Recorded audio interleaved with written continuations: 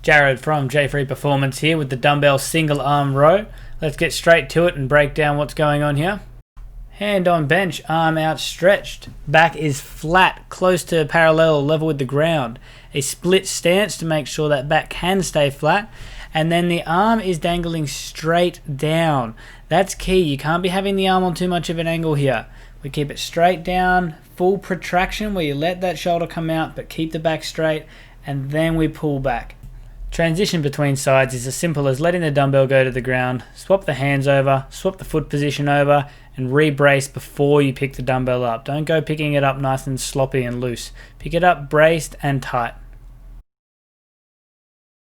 By having our hand on the bench and our feet in that split stance rather than the knee on bench stance that's traditional with the single arm row, what we're able to do is get a much greater and more functional coordinated action of the core, pulling musculature and the lower body. So rather than just sitting there and leaning to one side, we're actually engaging things in a way that we're much more likely to use in any sort of athletic pursuits.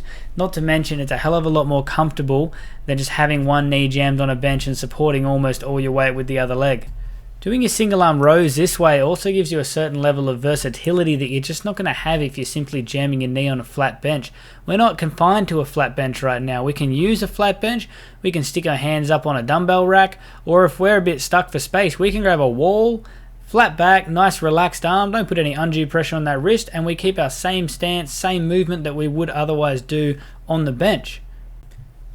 And you can see here that the transition is again just as simple as swapping over with the hands, swapping over with the legs, get that arm up on the wall, nice flat back. And we now have another layer of versatility that we can add to this movement. If you have a wrist or a hand injury, you can simply stick your forearm up against a pole from a squat rack, for example, or again against a wall if you're comfortable with that, and we can still get our single arm rowing work done rather than just leaving it because we have an injury in one arm. So if you want to progress your single arm rowing, let's do away with the flat bench and the knee on top of it and take it into a split stance row.